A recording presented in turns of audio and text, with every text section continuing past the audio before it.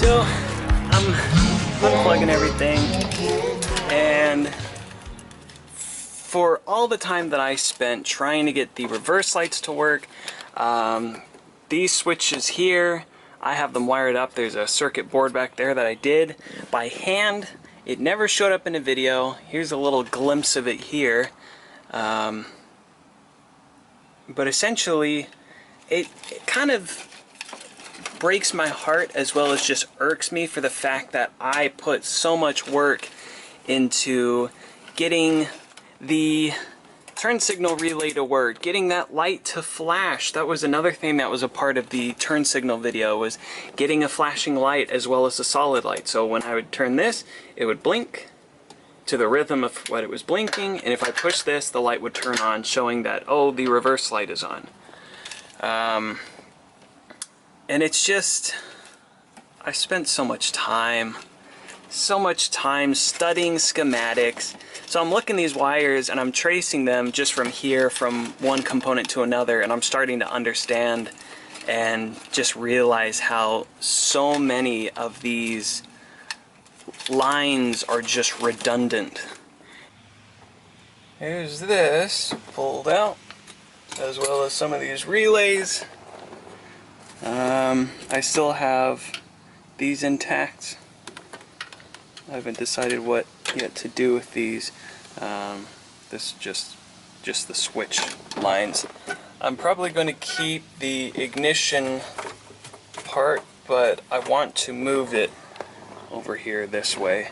I have all of these unplugged, and a couple of them, well, I know what a lot of these go to. Tail lights, let's see, this one right there, I know that's a blinker. I know these are tail lights, these striped ones.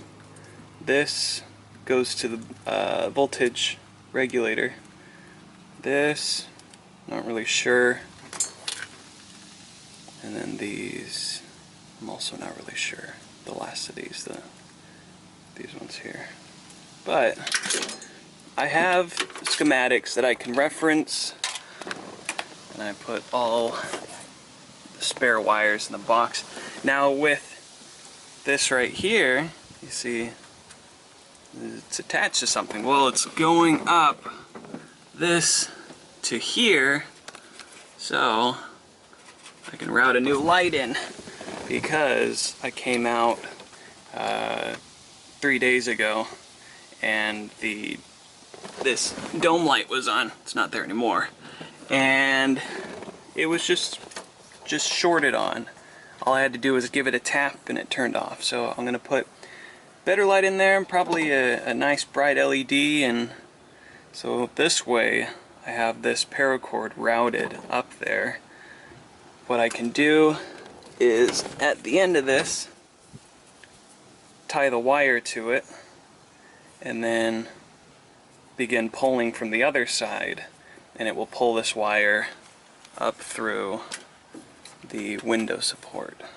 So something that you could do yourself if you are equally working on a project like this. Just a little life hack.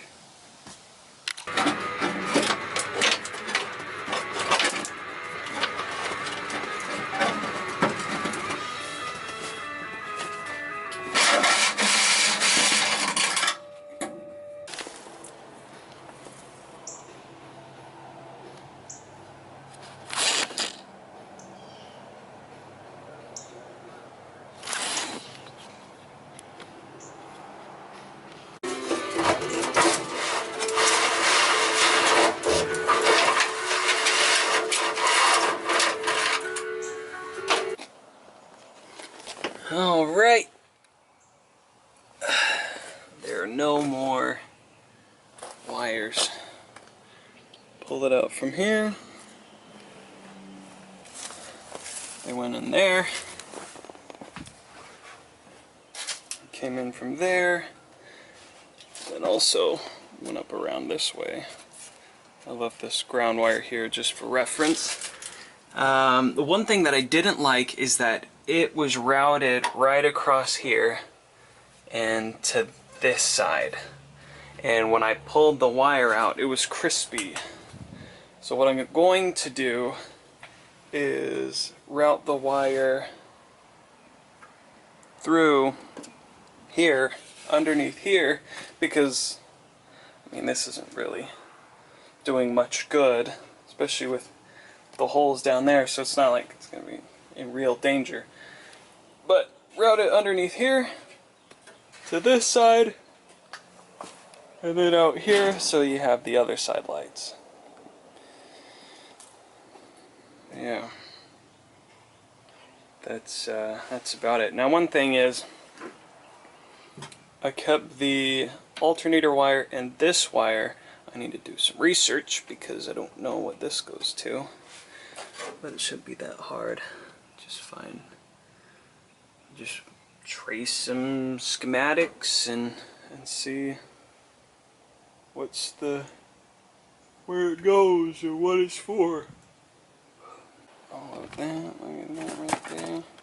That's probably like $10 worth of copper right there. I could probably get it recycled or something. Or in the future I might make myself a furnace or something, melt it all down and get me a nice ingot out of it, because that seems to be the trend on YouTube right now.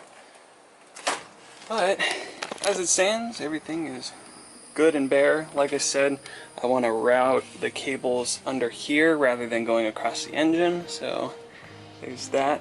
And still working on the schematic, but everything is coming along as nicely as I would like it to. So stick around until then. In the next video I will be doing something with the license plate light.